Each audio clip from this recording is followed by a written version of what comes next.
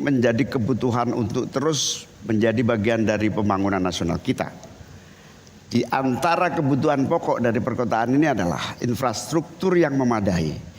Dan dalam kerangka agar tidak terjadi penumpukan penduduk di dalam satu perkotaan, maka pembangunan perkotaan harus dibikin merata di berbagai tempat. Kami memiliki satu tekad bahwa di dalam pemerintahan yang akan datang minimal harus dibangun 40 kota baru yang selevel dengan Jakarta. Dengan kemampuan menampung jumlah penduduk, memberikan sarana dan prasarana yang memadai, sekaligus kemampuan untuk terjaganya lingkungan yang memungkinkan untuk sehat.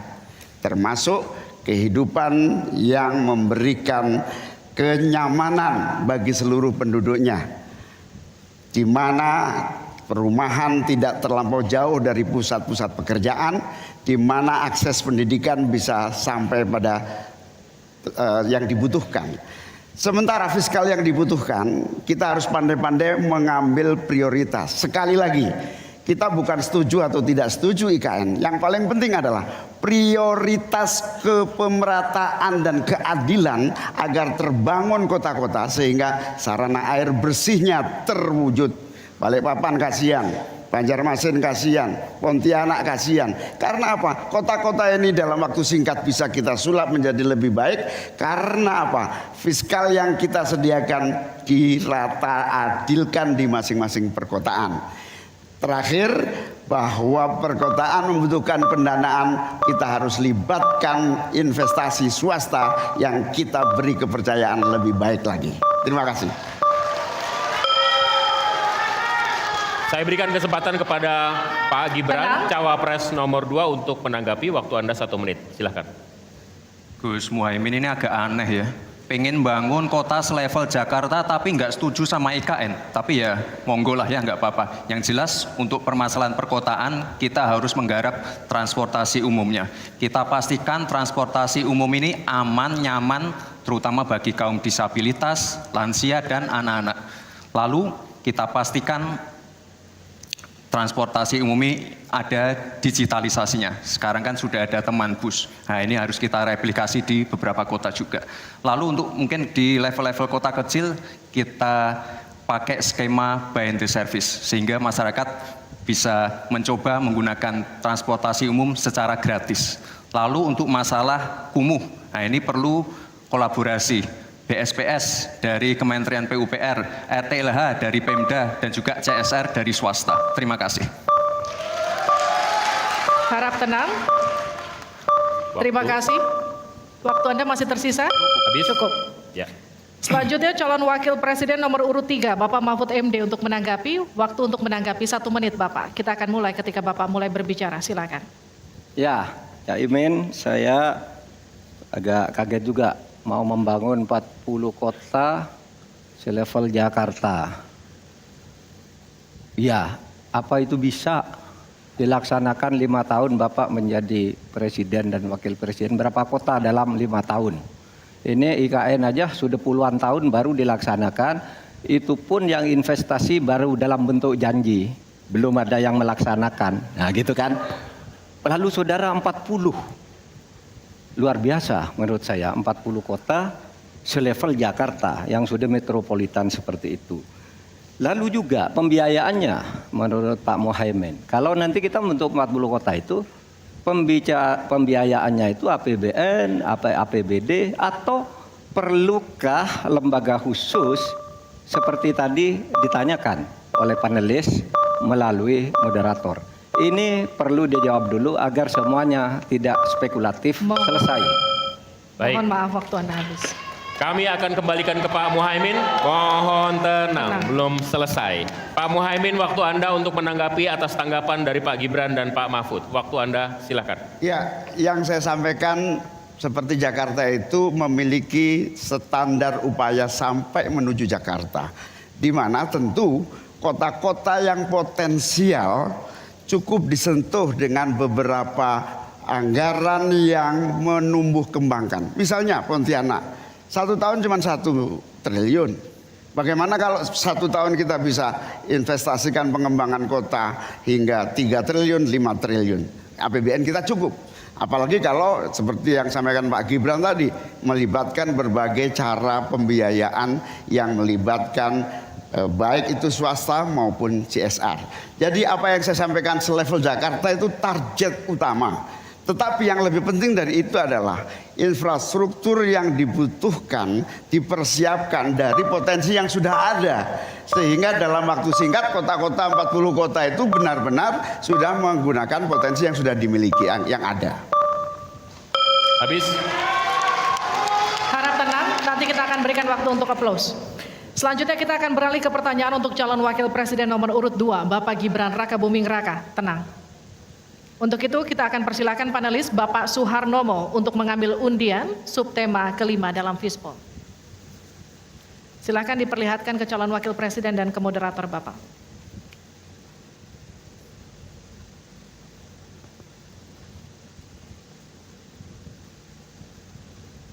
Infrastruktur. Pak Tauhid Ahmad. Kami undang untuk mengundi huruf A, B, atau C. C.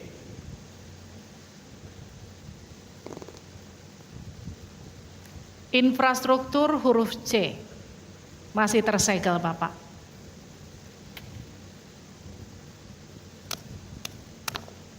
Mohon didengarkan dengan seksama karena kami hanya akan membacakan 1 kali. Pertanyaan untuk Bapak Gibran Rakabuming Raka dengan subtema infrastruktur. Dalam 5 tahun biaya infrastruktur pada proyek strategis nasional sebesar 2.385 triliun rupiah dari APBN. Sementara untuk infrastruktur sosial seperti sanitasi dan air bersih masih memprihatinkan. Pertanyaannya, bagaimana strategi paslon untuk memastikan penyediaan infrastruktur sosial tanpa membebani keuangan daerah? Waktu Anda untuk menjawab 2 menit, kita akan mulai ketika Anda berbicara. Silakan.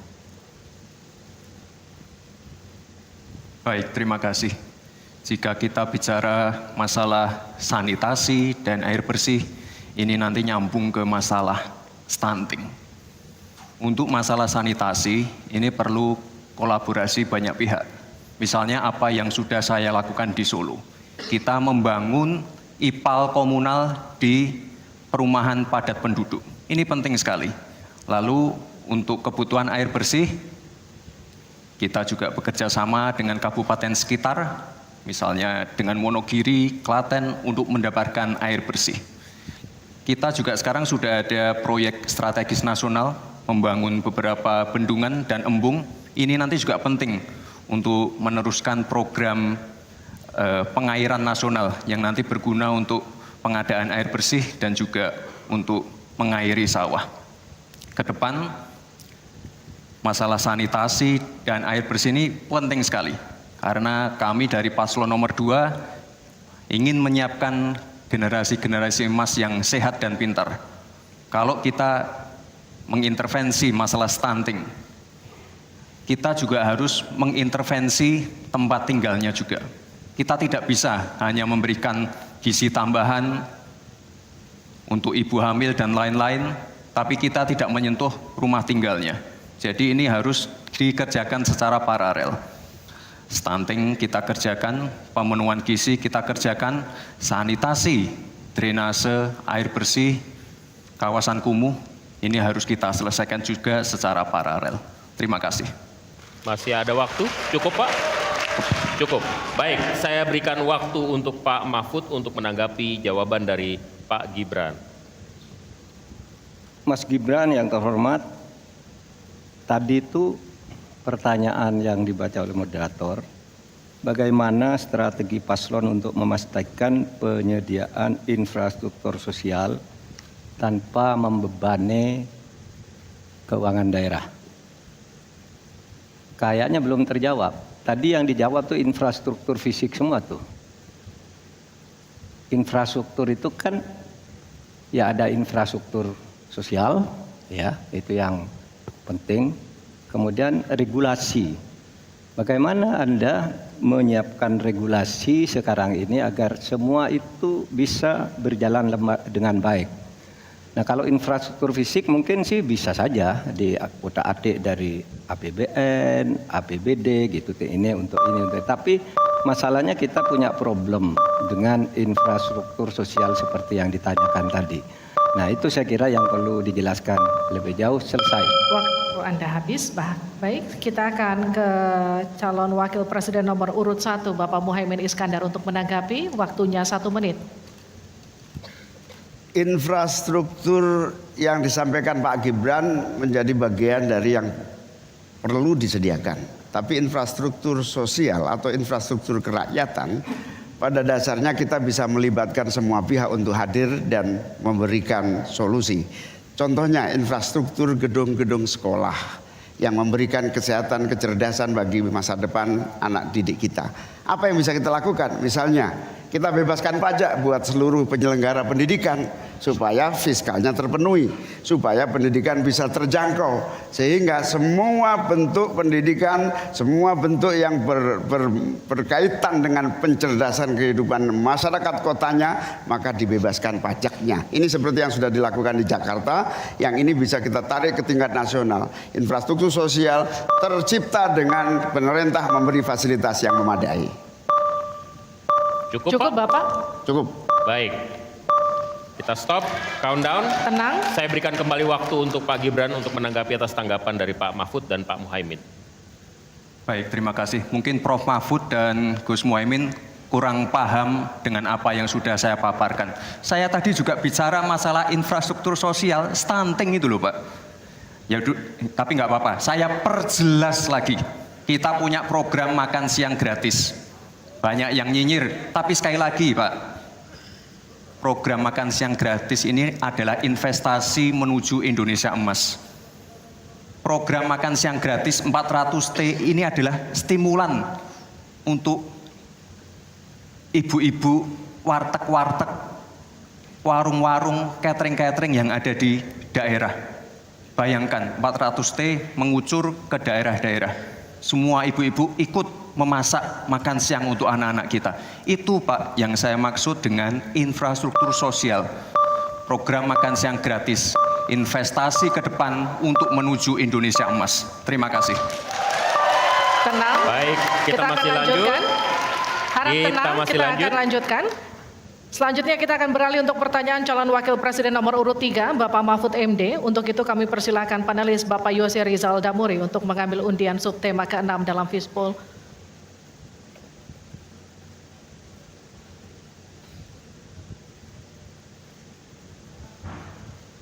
Silakan diperlihatkan ke calon wakil presiden dan ke moderator. Perdagangan. Ya. Dan Bapak Aditya Wardono untuk membantu kita mengundi huruf A, B, atau C.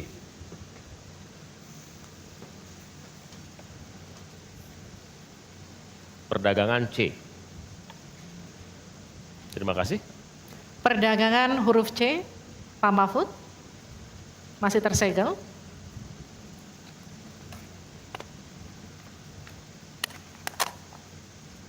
Mohon didengarkan dengan seksama karena kami hanya akan membacakan 1 kali. Pertanyaan untuk Bapak Mahfud MD dengan subtema perdagangan. Untuk meliberalisasi perekonomian, Indonesia telah meratifikasi lebih dari 25 perjanjian perdagangan bebas. Tetapi pemanfaatannya belum optimal untuk mendorong ekspor dan investasi. Pertanyaannya, bagaimana strategi paslon untuk mengoptimalkan pemanfaatan perjanjian-perjanjian tersebut guna meningkatkan ekspor dan memperkecil defisit neraca perdagangan? Waktu Bapak untuk menjawab 2 menit, kami persilakan ketika Bapak mulai berbicara. Baik, menurut saya untuk mengoptimalkan pemanfaatan perjanjian-perjanjian, saudara sekalian, saya dan Mas Ganjar kebetulan Ganjar Mahfud ini sudah berdiskusi lama tentang ini. Sekurang-kurangnya ada 3 hal yang menjadi strategi kami. Pertama, mengutamakan diplomasi ekonomi. Sehingga para duta besar yang ada di luar negeri itu menurut Pak Jokowi pada saat awal-awal kami dilantik, duta besar itu adalah duta ekonomi. Optimalkan diplomasi ekonomi dengan negara-negara lain. Yaitu. Kemudian yang kedua, juga kami akan melakukan perdagangan untuk mengintegrasikan perdagangan nasional kita ini ke perdagangan global. Sehingga memenuhi standar-standar internasional untuk setiap apa yang kita punyai mau dimasukkan ke dunia global itu sudah jelas standarnya bisa diterima gitu. Dan kita juga membuat regulasi di sini agar tidak misalnya upaya perdagangan kita lalu diblokir atau dicurangi oleh teman-teman kita sendiri, pelaku-pelaku ekonomi di dalam yang berintegrasi atau berkoalisi dengan pejabat-pejabat publik. Kemudian, saudara kalian, kami akan mengutamakan penguatan ekonomi nasional agar ekonomi nasional itu juga bisa tumbuh ke dalam sehingga nantinya masuk dengan strategi kedua tadi bahwa kualitas barang dagangan kita itu bisa diterima di luar negeri dan produktif sehingga juga tidak susah misalnya untuk diterima oleh dunia internasional. Saya kira itu bagian strategi yang sudah kami diskusikan dan selesai. Terima kasih Pak Harap tenang. Mahfud. Saya persilakan Pak Muhaimin untuk menanggapi jawaban dari Pak Mahfud tadi. Ya, Pak Mahfud, kalau diplomasi sebagai pemasaran itu normatif ya. Ini sudah menjadi pengetahuan umum. Yang paling penting itu adalah bagaimana nyelepet para diplomat berubah wajah menjadi pemasar-pemasar yang tangguh. Diplomasi pemasaran yang ekspansif itu tidak kita miliki. Karena memang seluruh cara kerja diplomasi kita masih politik dan sangat normatif. Yang kedua, kita bisa hadir di dalam dunia perdagangan global kalau kualitas produksi dalam negeri kita juga punya standar yang baik. Saya sampai hari ini sangat prihatin. Kita tidak ada satupun yang terus mengupgrade secara masif kualitas dan standar. Semuanya kayak dibiarkan tumbuh sendiri-sendiri gitu. Tidak ada satu gerakan yang lebih terstruktur baik dari Menteri Perdagangan, Menteri Koperasi UKM dalam satu gerakan meningkatkan kualitas berstandar internasional. Cukup Bapak? Harap tenang.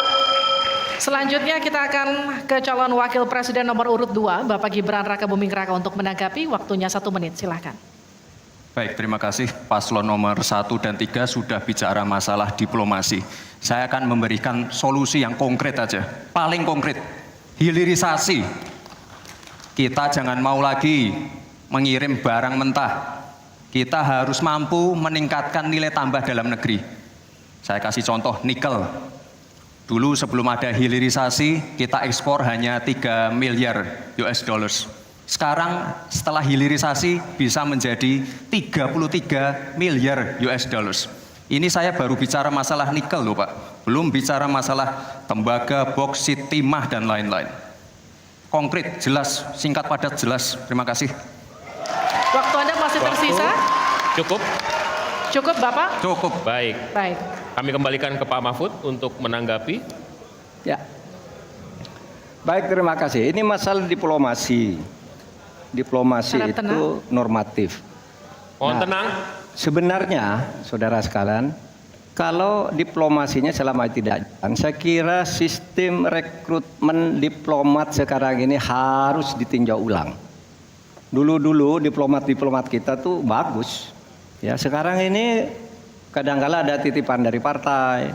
Kalau belum dari partai belum masuk itu tidak disahkan di DPR, partai ini belum masuk. Nah, sesudah bertugas tidak jelas, dia tidak ngerti, tidak punya pengertian dasar-dasar diplomasi. Sehingga kalau saya diberi kewenangan, nanti diplomasi ini diatur kembalilah rekrutmennya itu betul-betul orang yang memenuhi syarat. Nah, soal hilirisasi itu sudah masuk sebenarnya Mas Gibran. Saya tadi kan bicara soal penguatan ketahanan ekonomi nasional. Itu di dalamnya memang sudah ada hilirisasi dan industrialisasi yang aman lingkungan. Itu selesai. Terima kasih, kita berikan apresiasi untuk ketiga calon wakil presiden kita di pemilu 2024. Dan kami persilakan para calon wakil presiden untuk kembali ke tempat duduk masing-masing. Silakan Bapak.